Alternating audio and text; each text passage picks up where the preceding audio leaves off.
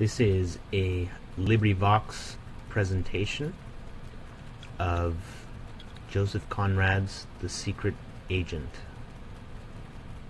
Visit LibriVox.blogsome.com for more information.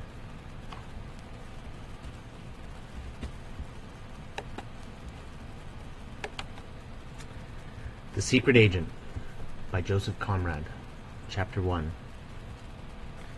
Mr. Verloc, going out in the morning, left his shop nominally in charge of his brother-in-law. It could be done, because there was very little business at any time, and practically none at all before the evening. Mr. Verloc cared but little about his ostensible business, and moreover, his wife was in charge of his brother-in-law. The shop was small, and so was the house.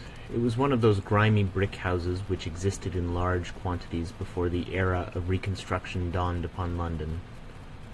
The shop was a square box of a place with the front glazed in small panes. In the daytime the door remained closed. In the evening it stood discreetly but suspiciously ajar. The window contained photographs of more or less undressed dancing girls, nondescript packages in wrappers like patent medicines, closed yellow paper envelopes, very flimsy, and marked 2 and 6 in heavy black figures. A few numbers of ancient French comic publications hung across a string as if to dry, a dingy blue china bowl, a casket of black wool, bottles of marking ink, and rubber stamps, a few books with titles hinting at impropriety, a few apparently old copies of obscure newspapers, badly printed, with titles like The Torch, The Gong, rousing titles. And the 2 gas jets inside the panes were always turned low, either for economy's sake or for the sake of the customers. These customers were either very young men, who hung about the window for some time before slipping in suddenly, or men of a more mature age, but looking generally as if they were not in funds. Some of the last kind had the collars of their overcoats turned right up to their moustaches, and traces of mud on the bottom of their nether garments, which had the appearance of being much worn and not very valuable. And the legs inside them did not, as a general rule, seem of much account either.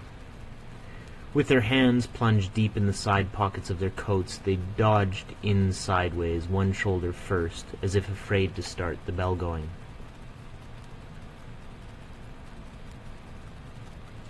The bell hung on the door by means of a curved ribbon of steel. It was difficult to circumvent. It was hopelessly cracked, but of an evening, at the slightest provocation, it clattered behind the customer with impudent virulence. It clattered, and at that signal, through the dusty glass door behind the painted deal counter, Mr. Verloc would issue hastily from the parlour at the back. His eyes were naturally heavy. He had an air of having wallowed, fully dressed, all day on an unmade bed. Another man would have felt such an appearance a distinct disadvantage. In a commercial transaction of the retail order, much depends on the seller's engaging and amiable aspect. But Mr. Verloc knew his business, and remained undisturbed by any sort of aesthetic doubt about his appearance. With a firm, steady-eyed impudence, which seemed to hold back the threat of some abominable menace, he would proceed to sell over the counter some object looking obviously and scandalously not worth the money which passed in the transaction. A small cardboard box with apparently nothing inside, for instance, or one of those carefully closed yellow flimsy envelopes, or a soiled volume in paper covers with a promising title. Now and then it happened that one of the faded yellow dancing girls would get sold to an amateur, as though she had been alive and young.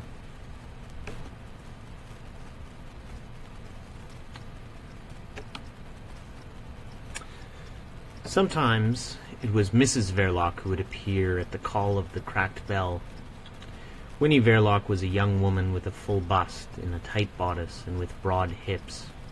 Her hair was very tidy.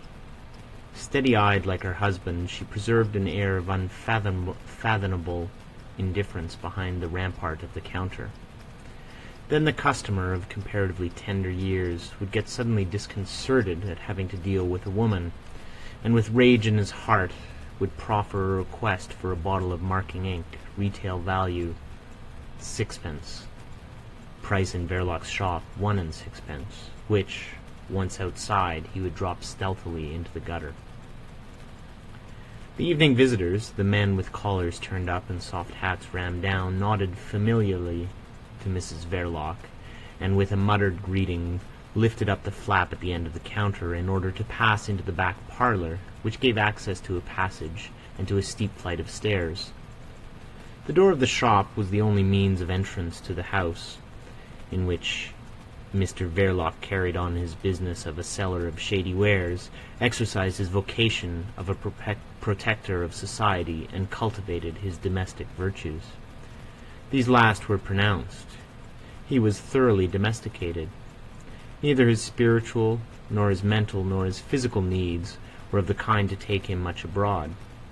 He found at home the ease of his body and the peace of his conscience, together with Mrs. Verloc's wifely attentions and Mrs. Verloc's mother's deferential regard.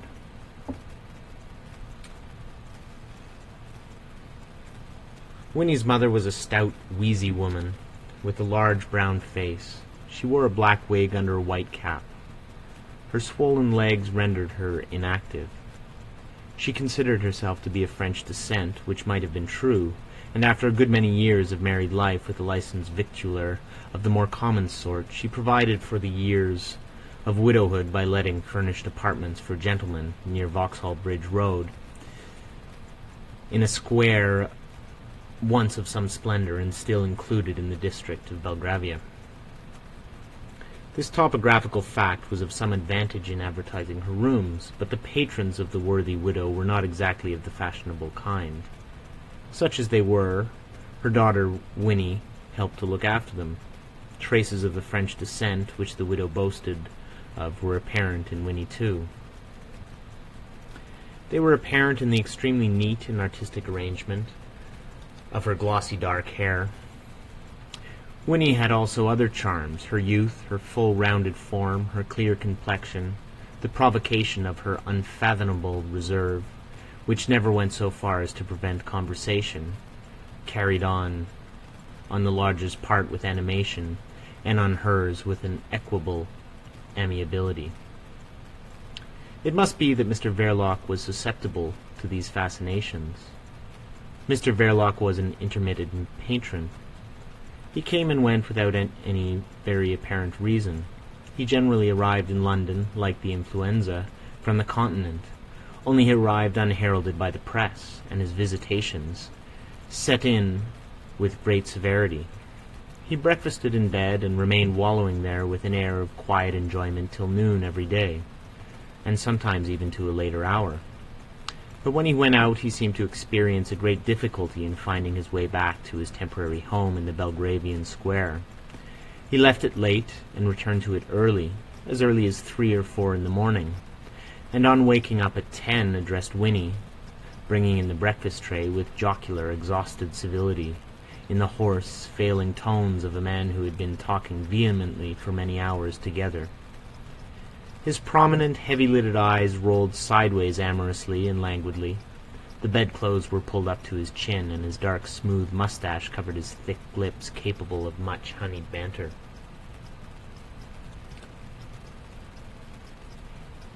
In Winnie's mother's opinion, Mr. Verloc was a very nice gentleman. From her life experience, gathered in various business houses, the good woman had taken into her retirement an ideal of gentlemanliness as exhibited by the patrons of private saloon bars. Mr. Verloc approached that ideal.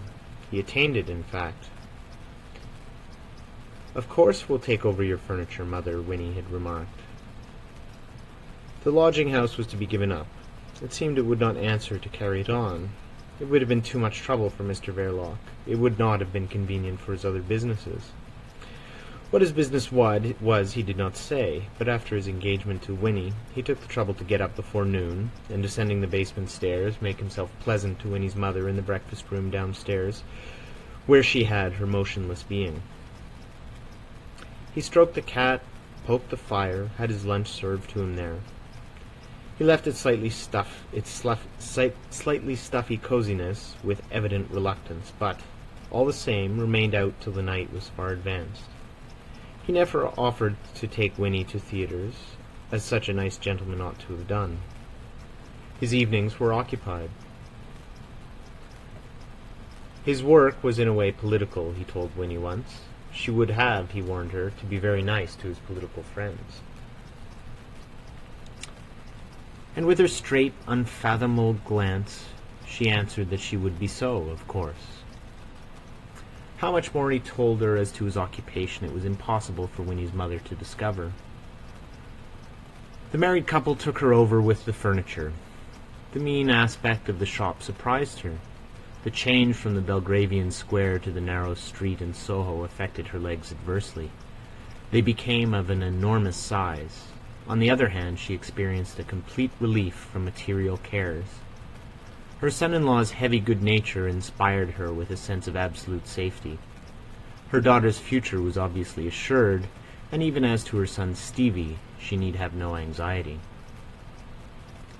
She had not been able to conceal from herself that he was a terrible encumbrance, that poor Stevie.